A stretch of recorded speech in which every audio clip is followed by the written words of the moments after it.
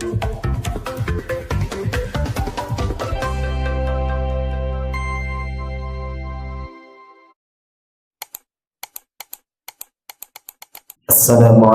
warahmatullahi wabarakatuh.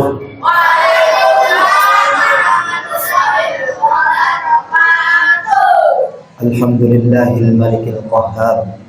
Ahmaduhu subhanahu wa ta'ala ala kulli amin tatawala kal amtar washkuru ala mutaradidi fil midrar.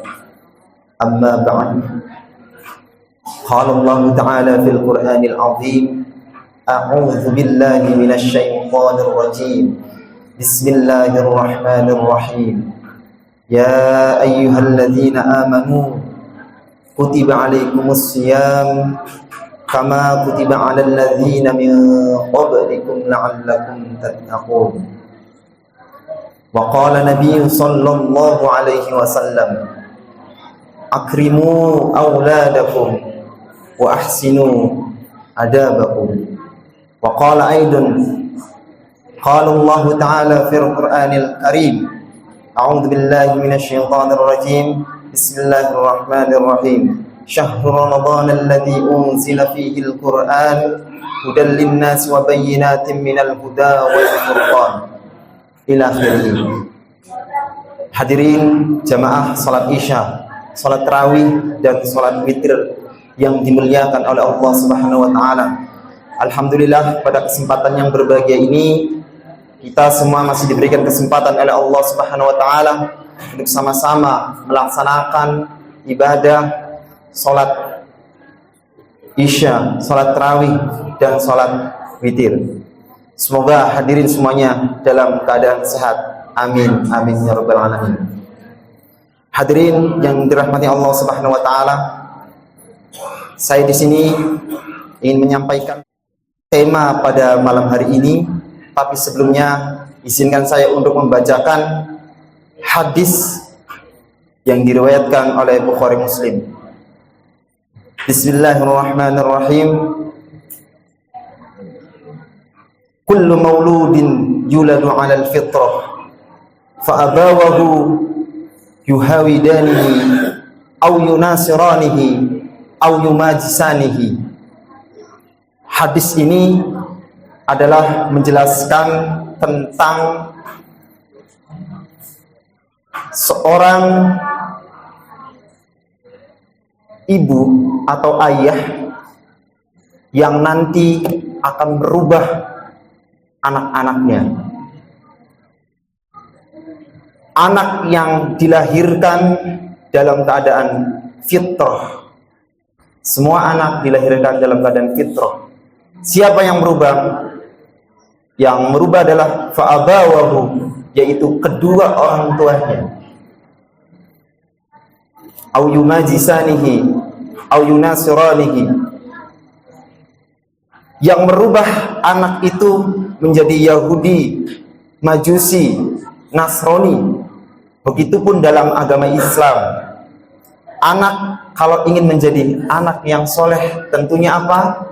Tentunya ada peran daripada orang tua. Kalau anaknya soleh, insya Allah orang tua pun soleh, saya yakin. Seperti kultum-kultum yang sudah disampaikan hari sebelumnya oleh Pak Ustadz Wahid. Itu sangat berhubungan sekali dengan orang tua. Bagaimana orang tua mendidik anaknya.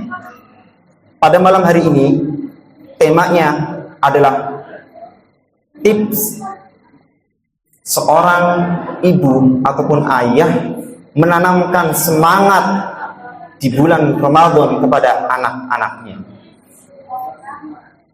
Hadirin yang dimuliakan Allah Subhanahu wa taala, ada beberapa hal-hal yang harus orang tua pahami bagaimana cara mendidik anak. Atau jangan-jangan anak kita sekolah tidak tahu di sekolahnya seperti apa. Atau jangan-jangan orang tua tidak tahu bagaimana anak kita ketika anak kita di masjid, di madrasah sore. Kita seperti apa?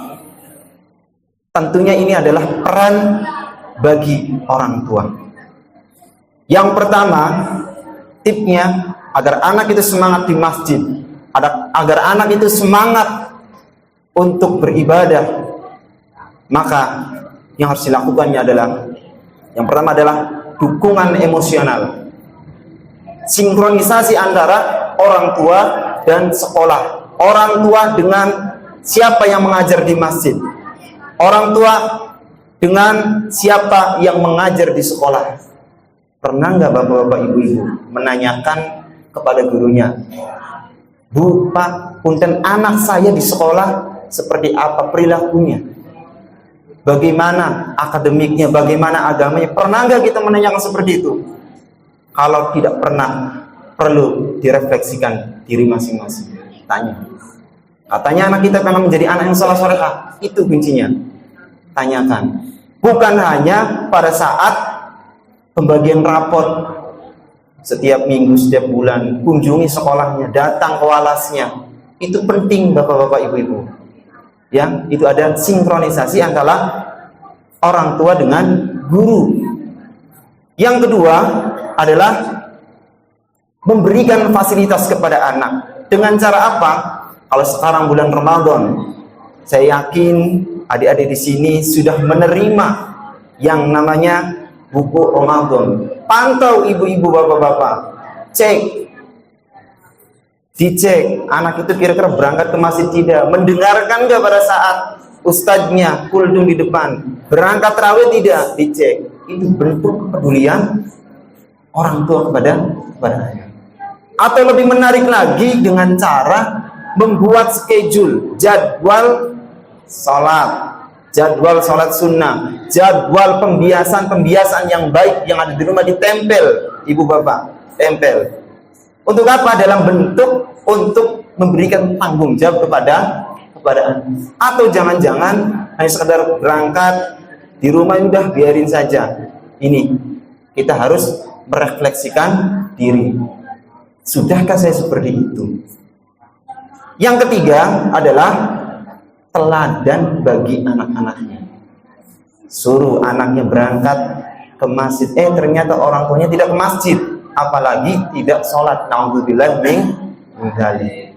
Ini makanya jangan sampai anak mamahnya tidak berangkat ke masjid. Nah, ayo, kita mau jawab apa?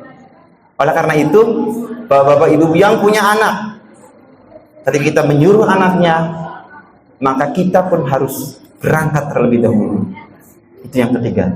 Dan yang terakhir, yang keempat adalah bagaimana kita bisa istiqomah. Kegiatan positif harus kita istiqomah, konsisten. Kita mengingatkan, jangan hari ini diingatkan, besoknya lupa orang tua.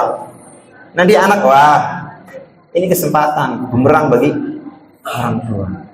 Oleh karena itu, mari kita sama-sama refleksikan diri kita agar kita lebih mengontrol anak-anak kita, sehingga anak kita menjadi anak yang solehah.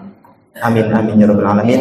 Yumkin kafaitul kalam idza hunaka wal khuta'ah wal ghulaz 'afwan minni wa akhiran assalamu alaikum warahmatullahi wabarakatuh.